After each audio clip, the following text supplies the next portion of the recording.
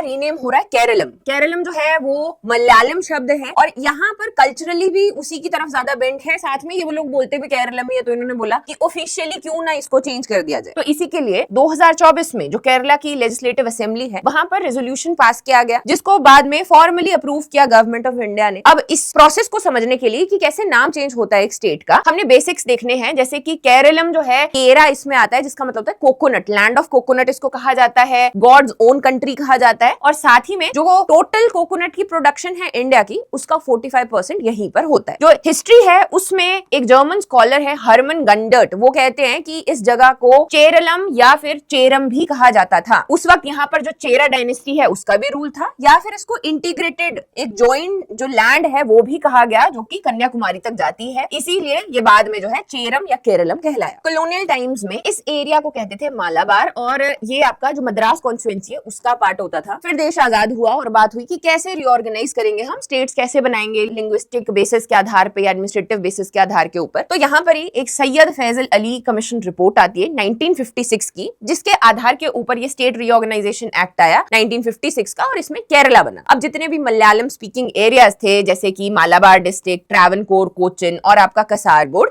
इनको एक साथ इकट्ठा करके ये केरला बना। लेकिन केरलम जो है वो ही यहाँ पर इनकी आइडेंटिटी थी, जिसको हम लोग चेंज करना चाहते हैं। तो अब ये जो चेंज करने की पावर है ये स्टेट के पास नहीं होती है। आर्टिकल 3 ये पावर देता है पार्लियामेंट को कि कोई भी नई स्टेट बनानी है, किसी भी स्टेट का एरिया कम करना है, ज्यादा करना है, उसकी बाउंड्री में चेंजेस लाने हैं, या फिर उसका नाम चेंज करना है, उसको पार्लियामेंट ही कर सकता है, और उसका भी एक स्पेसिफिक प्रोसीजर रहता है। जो भी बिल यहाँ पार्लियामेंट में पेश किया जाएगा उसके 2 प्रायर कंडीशंस हैं। सबसे पहली तो है कि जो प्रेसिडेंट है उसकी ही रिकमेंडेशन पे प्रपोजल दिया जाएगा। फिर वो उसके बाद दिया जाता है एक टाइम बाउंड कंसल्टेशन के लिए स्टेट लेजिस्लेचर को, कि आप डिस्कस कर सकते हो। रिजेक्ट और उसका तो सवाल नहीं है, क्योंकि ये नॉन बाइंडिंग है। जो प्रेसिडेंट है और आपका पार्लियामेंट है ये नॉन बाइंडिंग है इनके ऊपर, कि ये इसको मान सकते हैं या नहीं मान सकते, अपने हिसाब से आगे करेंगे। अब जब ये यहाँ पर आ गया तो दूसरी कंडीशन आती है कि वहां पर आपकी सिंपल मेजोरिटी वोट के साथ ये आगे बढ़े। इसका मतलब ये है कि जो आर्टिकल 4 है उसके हिसाब से ये कॉन्स्टिट्यूशनल अमेंडमेंट नहीं है, ये आपकी सिंपल मेजोरिटी से आगे बढ़ेगा और फिर प्रेसिडेंट का असेंट जो है इसको मिलेगा। अब जो प्रपोजल जाता है वो मिनिस्ट्री ऑफ होम अफेयर्स के पास भी जाते हैं, जहां पर एनओसीज ली जाती है। रेलवे डिपार्टमेंट हो गया, आईबी है, डिपार्टमेंट ऑफ पोस्ट है, कि सिक्योरिटी और बाकी सारी चीजों पे कोई असर नहीं पड़ेगा। तो यहाँ से एनओसीज लेते हुए ही ये प्रोसीजर आगे बढ़ता है। जब नाम चेंज हो जाएगा